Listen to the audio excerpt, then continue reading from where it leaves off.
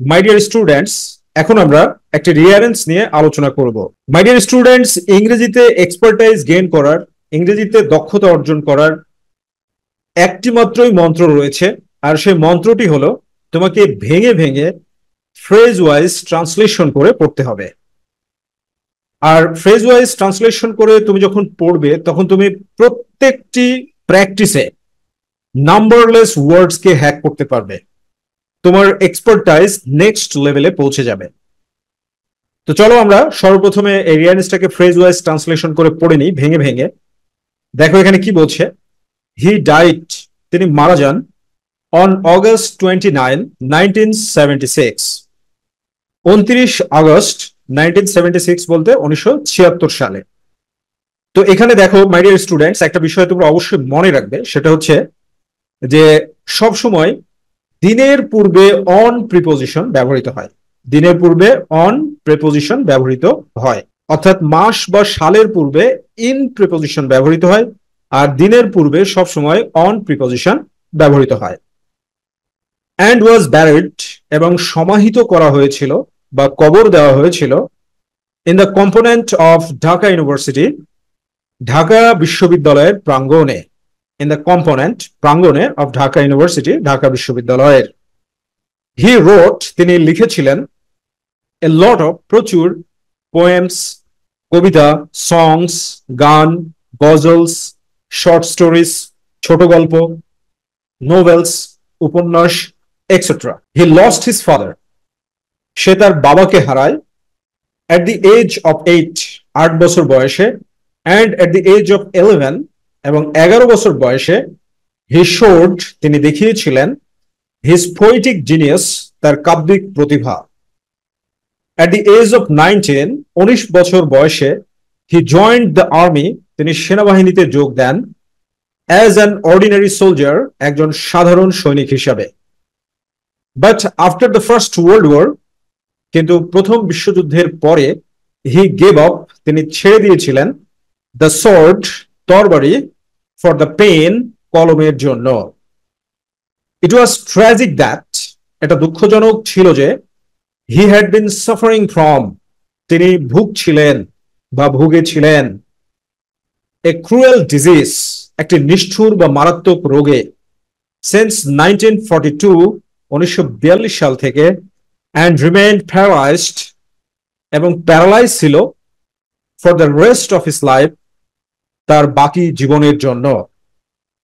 Bangladesh became independent, Bangladesh স্বাধীন হয়েছিল, in 1971, 1971 সালে, অ্যান্ড হি ওয়াজ ব্রট, এবং তাকে নিয়ে আসা হয়েছিল, টু বাংলাদেশ, বাংলাদেশে, ফ্রম কলকাতা, কলকাতা থেকে, ইন 1972, 1972 সালে। কাজী নজরুল ইসলাম ওয়াজ বর্ন, কাজী নজরুল ইসলাম জন্মগ্রহণ করেছিলেন, ইন 1899, 1899 সালে, in the district of Bardhaman, Bardhaman জেলায়, ইন ওয়েস্ট বেঙ্গল, পশ্চিমবঙ্গের। দেন তারপর, হি ওয়াজ ডিক্লেয়ার্ড, তাকে ঘোষণা করা হয়েছিল, আওয়ার ন্যাশনাল পোয়েট, আমাদের জাতীয় কবি, by the government of Bangladesh, Bangladesh সরকার কর্তৃক বা বাংলাদেশ সরকারের দ্বারা। সো মাই ডিয়ার স্টুডেন্টস, তোমরা যারা এরকম ভাবে সুন্দরভাবে ভেঙে ভেঙে ফ্রেজ ওয়াইজ ট্রান্সলেশন করে পড়তে চাও এবং তোমার ইংলিশটাকে নেক্সট লেভেলে নিয়ে যেতে চাও, তারা আমাদের HSC notebook English first paper, এটা কালেক্ট করে নাও স্ক্রিনে দেখানো নাম্বারে ফোন দেওয়ার মাধ্যমে অথবা হোয়াটসঅ্যাপে যোগাযোগ করার মাধ্যমে। আমরা আমাদের যে প্রত্যেকটি প্র্যাকটিস এরকম ভাবে সুন্দরভাবে, first part, second part, writing, everything এরকম ভাবে সুন্দরভাবে তোমাদের জন্য অ্যারেঞ্জ করে দিয়েছি, so that you can gain expertise in English effortlessly. মানে তোমাকে ডিকশনারি খুঁজতে হবে না, গুগল সার্চ করতে হবে না। ওকে, তুমি আলটিমেটলি ন্যাচারাল সিস্টেমে ইংলিশটাকে শিখে যাবে যদি এইভাবে প্র্যাকটিস করতে থাকো। ওকে, তো এবার আমরা সিকোয়েন্স অনুযায়ী গল্পটাকে সাজাবো। তো সর্বপ্রথম আমরা অ্যান্সারটা লিখে নিই, লিখে নেওয়ার পরে তারপরে আমরা গল্পটাকে সাজাতে শুরু করব। তাহলে দেখো, যখন তুমি কারো জীবনী নিয়ে গল্পটাকে সাজাবে, কারো জীবনী নিয়ে থাকবে গল্প, অর্থাৎ জীবনী নিয়ে থাকাটাকে বলা হয় বায়োগ্রাফি। বায়োগ্রাফি নিয়ে যদি রিয়ারেন্স থাকে, বায়োগ্রাফি মানে কি জীবনী, যদি জীবনী নিয়ে রিয়ারেন্স থাকে তাহলে সেক্ষেত্রে তুমি আগে কি দেখবে যে সেই ব্যক্তির জন্মসাল দেওয়া আছে কিনা। যদি তুমি সেই ব্যক্তির জন্মসালটা পেয়ে যাও তাহলে জন্মসালটা প্রথমে দিবে, কারণ জন্মসালটা সর্বপ্রথমে আসবে। তো সেক্ষেত্রে তোমরা জি নাম্বারটা দেখো কি বলছে। কাজী নজরুল ইসলাম ওয়াজ বর্ন, কাজী নজরুল ইসলাম জন্মগ্রহণ করেছিলেন ইন 1899, 1899 সালে, in the district of Bardhaman, Bardhaman জেলায়, ইন ওয়েস্ট বেঙ্গল, পশ্চিমবঙ্গের। মানে সেই সময় ব্রিটিশ শাসন ছিল আর ভারতীয় উপমহাদেশ বিভক্ত হয়েছিল না, ঠিক আছে। So according to the sequence G নাম্বারটা আমরা দিয়ে দিলাম। তো এরপরে জন্মের পরে যেহেতু সাল দেওয়া আছে, তো আমরা দেখবো সালটাকে সিরিয়ালি দেওয়া আছে কিনা। যদি সালটাকে সিরিয়ালি দেওয়া না থাকে তাহলে দেখবো বয়সটা আছে কিনা। তো বয়সটা দেখো সি নাম্বারে কি বলছে, হি লস্ট হিজ ফাদার, সে তার বাবাকে হারায়, at the age of 8, 8 বছর বয়সে, and at the age of 11, এবং 11 বছর বয়সে, he showed, তিনি দেখিয়েছিলেন, his poetic genius, তার কাব্যিক প্রতিভা। আচ্ছা তোমাদেরকে এখানে একটা জেনারেল নলেজের প্রশ্ন করি আমি। জেনারেল নলেজের প্রশ্নটা হচ্ছে, যদি তোমাকে এরকম বলা হয় যে কাজী নজরুল ইসলাম কত বছর বয়সে কবিতা লিখেছিল, তাহলে এখান থেকে তুমি বুঝতেই পারছো 11 বছর বয়সে কাজী নজরুল ইসলাম মূলত কবিতা লিখেছিলেন। Okay, he showed his poetic genius মানে তিনি 11 বছর বয়সে কিন্তু কবিতা লিখেছিলেন। Point to be noted. So একটা জেনারেল নলেজের কোয়েশ্চেন কিন্তু তোমাদেরকে আনসার করে দিলাম। তো দেখো সিকোয়েন্স অনুযায়ী সি নাম্বারটা দিয়ে দিলাম। Okay fine. এরপরে দেখি আমরা, যেহেতু বয়স দেওয়া আছে, সি এর পরে দেখো ডি নাম্বারটা দেখো।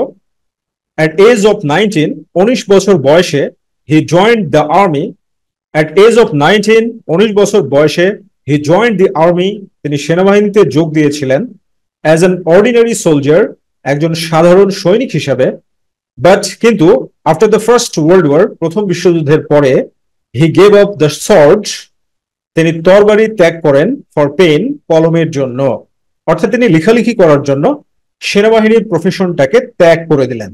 So according to the sequence D number চলে আসলো। তো ঠিক আছে, ডি নাম্বার চলে আসলো যখন সে মানে তোমার তরবারিটাকে ত্যাগ করে দিল কলমের জন্য, তার মানে লেখালেখি শুরু করলো। এবার বি নাম্বারে যাও, তার মানে কাজী নজরুল ইসলাম 19 বছর বয়সেই কিন্তু লেখালেখি শুরু করেছিলেন, ঠিক আছে। সো বি নাম্বারে কি বলছে, হি রোট, তিনি লিখেছিলেন, এ লট অফ, প্রচুর পরিমাণে, পোয়েমস, কবিতা, সংস, গান, গজলস, শর্ট স্টোরিজ, ছোট গল্প সমূহ, novels etcetera. So B number, এবার আমরা রাইট সিকোয়েন্স পেয়ে গেলাম বি নাম্বারটাকে। সো বি নাম্বারটা আমরা দিয়ে দিলাম। এরপরে দেখো তারপরে কি হলো। তো এটা দেওয়ার পরে বিয়ে শাদীর কোনো বিষয় আছে কিনা সে বিষয়টা দেখি আমরা। তো এই রিয়ারেন্সটাতে বিয়ে শাদীর কোনো বিষয় নেই। তো বিয়ে শাদীর যেহেতু বিষয় নেই, তো অনেক কবিতা লিখলো, অনেক কিছু লিখলো। এরপরে আমরা কি দিতে পারি, ই নাম্বারটা দেখো।